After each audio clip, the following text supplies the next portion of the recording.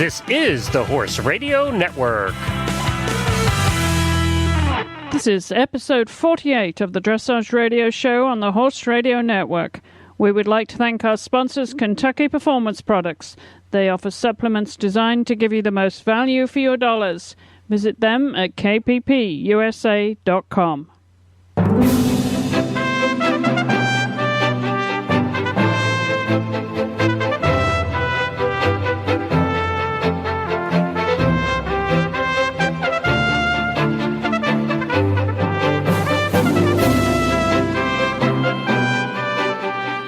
This is Chris Stafford in Lexington, Kentucky. And I'm Heather Blitz in Wellington, Florida, and you're listening to the Dressage Radio Show. Hi, Heather. How are you this week? I'm doing just fine, staying busy as ever. How about you? Yeah, good. We're getting, obviously, a busy week as we get these shows out this week. It's also the test events for the World Equestrian Games at the Kentucky Horse Park for dressage and jumping, and, of course, the Rolex Kentucky 3-day event. So, it's been a busy week here in Kentucky, but a good one. You know, it just heralds the start of the outdoor season, too, over in this part of the world. And just as Wellington sort of closes down a little bit for you, doesn't it? Oh, yes. Wellington is more like normal life here now and not the busy competitive season. You also get started up in your area with the very special racing, thoroughbred racing, don't you? We do. In fact, first Saturday in May, of course, is traditionally the Kentucky Derby. So, there's just a week between the Rolex 3-day event and the Derby. But we actually are, you're right, it is the Keeneland season, which started probably 2 weeks ago now, that runs through the end of this month. So, the focus is on the thoroughbred world, and then we'll get into the sales and but there's not so many foals around. It's very noticeable that the mares weren't returned last year, and so we've seen a downturn in the number of foals out there this year. Well, I guess that would be the case, huh? Yeah. I heard that horse racing is the most watched public or the most watched sport of all sports in the world. That it's attended more than any other sport. Well, I guess that's the incentive there is the gambling, isn't it? I think that's where it gets the public. Right. But, of course, in the sport horse world, we tend not to gamble as much. We put our money everywhere else, don't we, on horses, but, not actually backing them. We back them in different ways, right? Many ways, yes. All right, well, we've got a fun show this week. We're going to hear from Julie McKean. Julie is a graduate of the Dressage Foundation's Olympic Dream program, and she's going to share her experiences of that and what it's meant to her for her career. So I'm looking forward to sharing that conversation with you all a little bit later on in the show. But we have a few items of news this week out of Europe, Heather, and we start off with news that Anke van Grunsven's Olympic partner, Salinero, has had a minor injury to his withers, and he'll be out for about the next few weeks. And the news was released on Anke's website that the 16-year-old Hanoverian gelding most likely got cast in his stall at night because in the morning he had a swelling on the side of his withers. And the veterinarian diagnosed that the capsule around the protrusions of the withers vertebrae is damaged, and according to Anke, it's nothing really serious, but of course she can't put a saddle on him, and so won't be able to ride him for the next 3 weeks. That's unusual, isn't it, Heather? I haven't come across that too much. I remember one experience of fistulous withers. Have you come across that? No, luckily I've never had to deal with that one. I mean, horses are fragile in so many ways, and I could see this being a pretty realistic thing, and but I've never had to actually deal with it myself. You have, huh? Yes, but a long, long time ago, and I remember, according to the textbooks, it was called fistulous withers. But nasty, yeah, and certainly you can't put anything on their back, and, I think it can happen very easily. When a horse gets cast, it can have all kinds of problems from getting cast. Right. In England, we used to put those, and I'm sure they still do, those anti-cast rollers over the rugs, with the ones with the hoop. Yeah, it's got a big hoop so they can't actually roll all the way over, right? Right, exactly. And, yeah, they were very popular. I remember we used to have wonderful leather all in the days when we used to polish the leather and the brass and everything. Because these days, I'm sure it's webbing or, some other modern material. But they were substantial enough to stop a horse going all the way over. Yeah, not so often anymore, but every now and then, especially horses that get cast on a somewhat regular basis. I've had some horses like that, tend to get cast in the stall, or even I've had some horses go out in a large field, go up right to the fence, and get cast outside also. Really? Some horses, yes, I've had that happen. One horse that used to get cast pretty often, and he was just a real challenge, and even outside in a large paddock, he could find the fence, and I think he wanted attention somehow. I think he just did it on purpose. Yeah, really? Crazy, yeah. Well, you know as well as I do, the dogs will roll over to have their belly scratched, but fortunately they don't get cast. not as far as I know. Maybe some of the bigger breeds, maybe they would, like a Great Dane or something. Oh, that's possible, I suppose, yes. All right, well, we wish Solinero well, and hopefully he'll be back in the tack before much longer. We have an item of sad news from Germany this week, Heather. Monica Teodorescu, the very well-known Olympic team gold medalist from Germany, her mother passed away. She was 84 years old, and she died on April the 11th after a long illness. And, of course, she was married to the legendary George Teodorescu, and apparently her first husband, I didn't realize this until I read this news piece, that she was first married to Hans-Günther Winkler. You remember the very famous German show jumper? Oh, I didn't realize that. Yeah, interesting story, and it reminds me in Aachen 4 years ago, I saw Hans-Günther for the first time for many years since he retired, and I have a wonderful photo opportunity of him with George Morris, two absolute legends in the world of show jumping, and they were having I'm sure, reminiscing and talking about the sport today, and I managed to capture that photo. I thought that was, it's fun to capture the legends, especially when you don't see those riders so often now.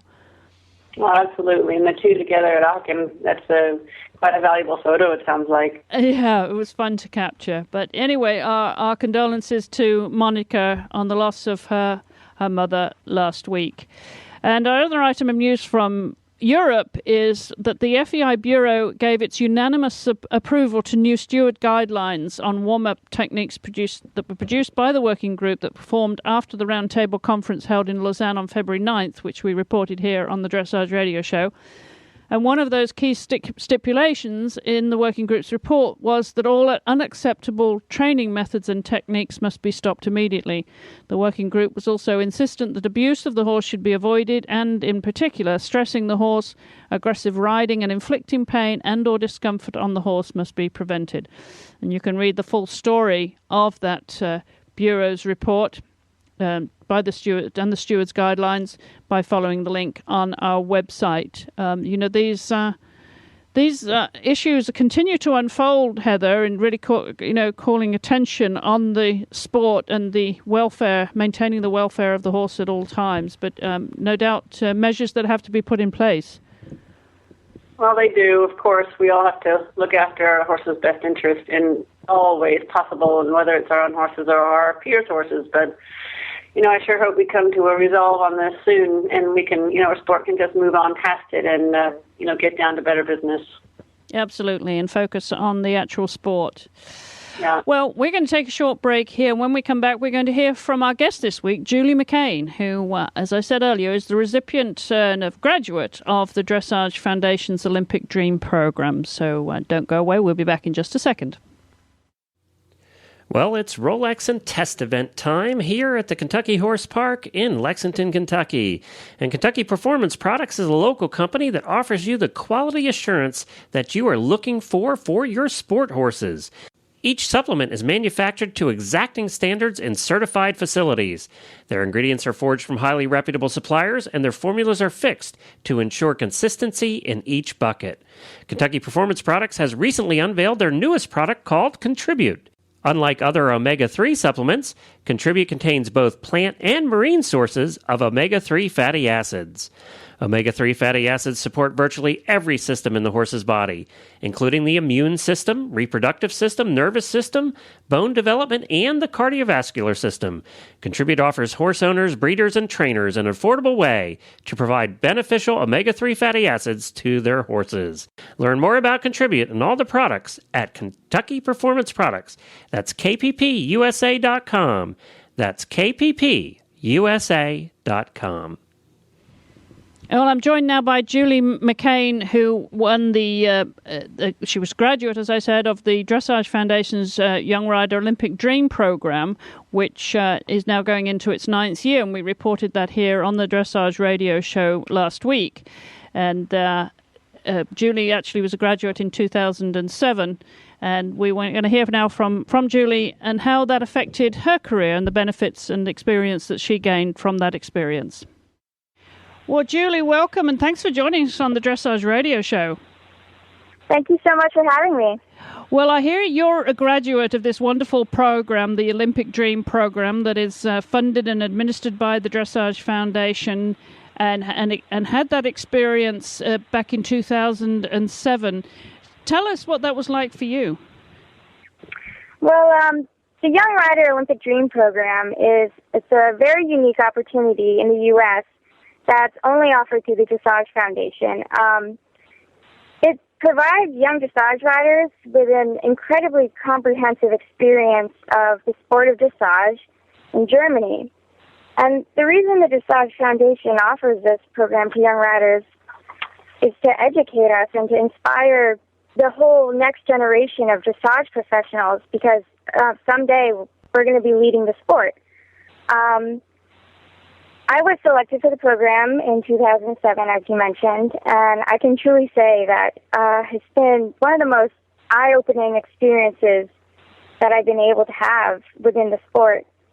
The participants of the program are taken to several farms in Germany, and we're able to watch some of the world's best trainers train. And not only that, but we get to meet them and talk with them and ask them questions. And it's just an incredibly rare and special opportunity to be able to be face-to-face with the riders and the trainers that are, leading the sport and bringing it to new heights. So for me, it was really just one of the most valuable experiences and most inspirational that I could have asked for. It really prepared me in many ways also for my future endeavors in the business aspect of the sport. Well, you, of course, are just turning, 22 this year, Julie, and you're obviously a graduate of the Young Rider program as well. And so tell us a little bit about where your career was when you went on this program, because you had a horse that you've been partnered with for a while. So how did this sort of fit into your total career at that time? Well, back in 2007 when I went on the trip, I was transitioning into the young rider level. I had been very successful doing the FBI junior level. My horse Stravinsky and I were team gold medalists at the Junior Young Rider Championships, and also the freestyle gold medalists and individual silver medalists. And I continued to train the same horse, and we worked up to the young rider level. And we didn't go to the championships in 2007, but I had this great opportunity to go to instead. And the next year, we made a team, our young rider team, and we also did very well. That was held in Colorado in 2008, and my team took home the silver medal that year. And I'm just very proud and very fortunate to have had such a great partner. And I think I owe it to him, because he's given me, the credentials that I needed to be able to, be ready for this kind of opportunity. So how did you get selected then for that trip, Julie, back in 2007? Well, there's a whole application process. They look at your accomplishments, your goals, your training experiences, and also, they just want to know a little bit about your character, and is this something that you really want to pursue? So it's something, you don't have to be a young rider gold medalist or any kind of medalist to be chosen for.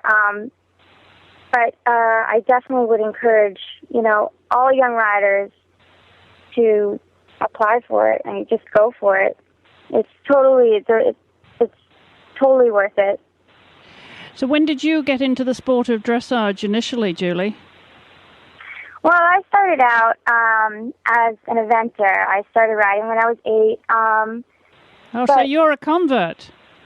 I am a convert. Good for you. But yeah, my focus really shifted when I was about 13. I had a lot of fear with the jumps, and I just really enjoyed dressage much more. So that's how it all started. Well, who inspired you when at that time in your career then when you were thinking, eventing's not for me, I'm going to have a go at dressage? Who were your role models that you admired? I have to say my first trainer, Willette Brown, she's from Maine. She really, supported me and told me I should do whatever I wanted, and I could do whatever I wanted to. And I admired London Gray a lot. She's a huge player in the,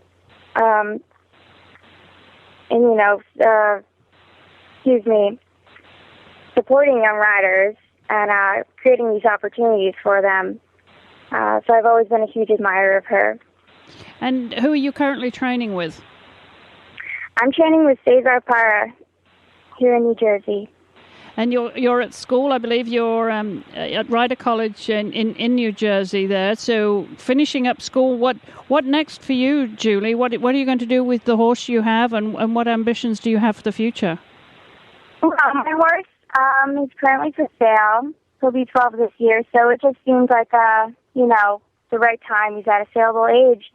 But in the meantime, I'm looking forward to finishing school in the next year, and I'll be looking for my next horse, which I hope to compete in the Brentina Cup with. Well, that's exciting. And so have you begun that process of looking for the next horse, or are you waiting till you finish up at school? Yeah, I'm waiting a little bit till things calm down in my life. I really want to be able to have all my focus on my dressage endeavors, when I get to that point of moving on to the Brentina Cup and working towards Grand Prix. So what's your career going to look like then if we talk to you in 5 years' time, say? Where's Julie McKean going to be? Well, I imagine I'll be working for someone and hopefully still competing. I'd like to spend some time in Germany. I'm actually a German major in school, and I'm very interested in dressage for ponies as well. I'm only 5 feet, so I feel that I have a really special niche in the sport for FEI pony dressage, and I thought maybe perhaps I could find a position in Germany doing that since it's so huge over there. Well, that would be very exciting, and having the language as well, that you can overcome that. That's not going to be a hurdle for you. So you would see yourself spending some time over there and advancing your dressage career before settling back here in the States? Yes, absolutely. And I hope that, I can help bring the ponies and make it a bigger part of the sport over here in the United States. Well, that's wonderful, and it's great that, as you said, you has been a part of that Olympic Dream program. You're a graduate of that, and you've had a taste of Europe already, and obviously inspired you for the rest of your career. Yes, I'm absolutely sure. It was so eye-opening and amazing. I can't wait to get in there and, go back and explore even more. No, well, we want to thank you for joining us today, Julie, and sharing your enthusiasm. And we will for sure put a link to the Dressage Foundation's website on our site and explain where you can apply to be a part of this program, and hopefully bring back some stories like Julie has of her time in Germany. Julie, we want to wish you the very best of luck with the rest of your school, of course, and it's important, if your parents are listening, that you finish school up, right? Absolutely. Before you head off into to Europe and the rest of your career in dressage. We want to wish you the very, very best of luck, and thanks so much for joining us today. Thank you so much. Well, our thanks again to Julie. Great to have her on. This is a wonderful initiative, Heather. And as we heard from Catherine last week, Catherine was saying that she invites these young riders when they come over on this tour to visit her. And so she's hoping that they'll stop by this year when they go on that European trip. It's a marvelous experience for them, isn't it?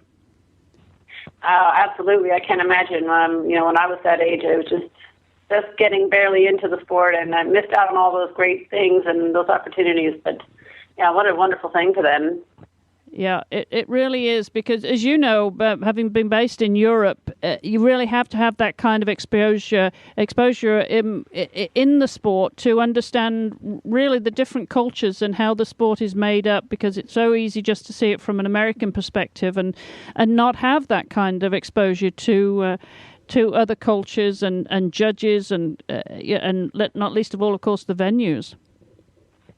Oh, absolutely. It's just the perspective you get is really invaluable, and to see how many horses are there, what sort of a professional business it is in Europe, and just how much the culture there is geared towards equestrianism is just very eye-opening. I don't think so much overwhelming or anything like that, but just such a great perspective, and it's hard to describe until you just see it, and you come back with lots of different angles on the whole dressage world and jumping, and just the equestrian world in general.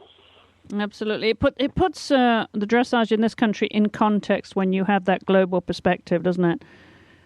Yeah, so concentrated over there. So concentrated, it really is. And I know it's an eye-opener for so many riders, and not least of all for young riders at that formative stage in their career. So we wish those young riders the very best of luck as they win a place on that program this year, and we'll be continuing that story, and maybe get one of this year's graduates on the show a little bit later on in the year. And talking about young riders making their debut over in Europe, Adrian Lyle is over there, I think, competing in Hagen with, I think it's one of the shows she has on her schedule, with Debbie McDonald and Wizard, and that, of course, was her debut. I saw she was posting photos on Facebook and sharing that experience of traveling to Europe, and I know she was, of course, on our show a few weeks ago before she left, so we'll no doubt get her back on the show and hear about those experiences that she gained.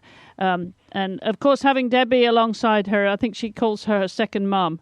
That's got to help her, to have somebody hold your hand, right? Well, absolutely. What a lucky girl. I'm jealous. All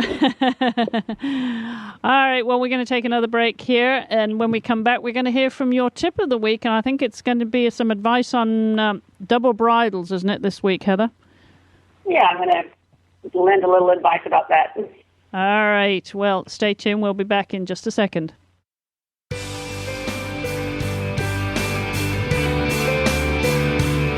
Glenn the Geek here, and we get many emails every week from people who really like the shows, and they ask how they can help support the Horse Radio Network. Well, you already do that by listening to the shows and by buying from all of our fantastic sponsors. And now you can add to that by supporting us directly and very easily. The next time you need something from Amazon, just go to any of our websites and click on the Amazon banner in the middle of the page. Then go on and buy your Amazon items. It won't cost you a penny more, just an extra click. But Amazon gives us a little bit back just because you clicked on the banner. Tell your family and friends to do the same thing. Every little bit helps us to keep giving you the quality equestrian programming that you have come to love. Thanks for listening.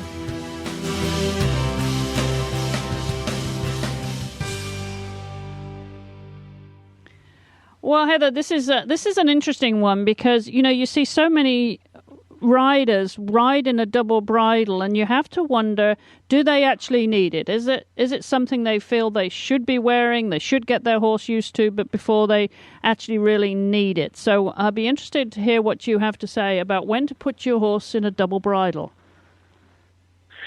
Well, I get a lot of questions from my students as far as, they ask me when their horses should go in double bridles, and there can be some sort of general rules to follow, but there's also a lot of listening to what the situation is between the horse and rider, of course. So first of all, the rider has to be educated enough to be able to sit on the horse with very independent hands and to be the kind of rider that can let go of the reins at a split second when they need to, and the kind of rider that doesn't let the horse hang into the bridle or lean into the reins in a way that the curb rein or the second rein that you add in the double bridle would become, used in the wrong way. So that being said, if you've got a very competent rider who's ready for the double bridle, then I think horses around maybe coming 6 years old should start being introduced to it. And just as long as it's used like I said, in a very careful way, introduced into the horse, listening to the horse for sure, to make sure that it's, it's all going well, that it's not being used in the wrong way as far as just trying to crank the horse's nose down or to get the neck rounder. I really think of a double bridle as getting a little bit more stopping power or rebalancing power, but I definitely don't put it on when I think that the horse has to just get its nose more down. And, maybe in a lot of less educated minds or hands, that might sort of be what is thought about for double bridles, and it shouldn't be. The roundness, maybe you've heard from other tips that I've given on the radio show, that I really believe that the roundness in the horse should come from a very natural reason, the horse being really balanced and very reactive to go and stop. And if left in self-carriage, the roundness should come from, natural reasons for the horse to be in an athletic place. The neck becomes round. So, the double bridle just can't be used as a way to sort of fake it, that the horse's neck or nose can be in a certain position. But on the other hand, they should start being introduced to it and taught how to stay in front of the rider's leg and come into the hand and accept a light pressure with all four reins when it's used at that point. And, once my horses are going in the double bridle, I know there's also kind of a general idea that you should only put them in it every now and then, a few times a week and then back in the snaffle again. And if, again, the rider is very educated and very correct about using the double bridle, then I tend to think you can keep them in it as long as you want. And I don't see as much reason in the way I train and my horses that they have to go back in the snaffle for any kind of a predetermined reason. Of course, if I go out in a hack, if I lunge, if I long line, they're usually in the snaffle. But if they go well in a double on a daily basis, I keep them in it. I can also, very much regulate which bit I'm using at which moment in the training. So, but as far as a general idea, listen to the horse, listen to the training, and if it's going well in the double, you can stay in the double. If going into the snaffle makes the double just even that much more effective, you can kind of refresh them in the snaffle. But I think make it personal, make it something that you go back and forth or stay in the double depending on that particular horse, that particular training program. But the bottom line is that the rider really has educated feet and independent hands enough that when you do use it for the right reasons. But that's kind of just what I had in mind for the tip on double bridles. Well, thank you, Heather. Very, very good advice. And, I think these tips are really helpful to our listeners. And I know we get some really nice responses to that. And we have one this week from Tanya, who writes that she loves the show and she looks forward to playing it on her drive to the barn. And she says, I wish your shows were more than once a week. And the show that she listened to mentioned education. And Catherine Haddad, of course, was talking about the Steuben saddles after her visit to the Steuben factory. And she said, and Tanya says she would like to see a discussion-oriented education series with a loose curriculum of areas that dressage riders need to think about. Then that's a very interesting point, Tanya. We certainly will give that some thought, and we obviously welcome your comments. If anyone else has any ideas about what that might look like, we'll certainly take that on board. But I know that our tips are very well received, and we of course air them not only on the Dressage Radio Show, but also on our Tip of the Day, which Glenn the Geek, of course, co-hosts. So you can check those out if you missed them on the Dressage Radio Show, or you listen to them on the Tip of the Week. Be sure to come across and listen to the rest of the Dressage Radio Show here every week on the dressageradio.com. Well, Heather, I know that Paragon has a fan page on Facebook because I follow him. And, we've followed his progress whilst he was in Denmark, and since you brought him back here, and he puts all kind of fun stuff. He's got quite a following on Facebook, and I noticed the other day that he must have been out hacking with you because he came across a couple of alligators. What's the story behind that?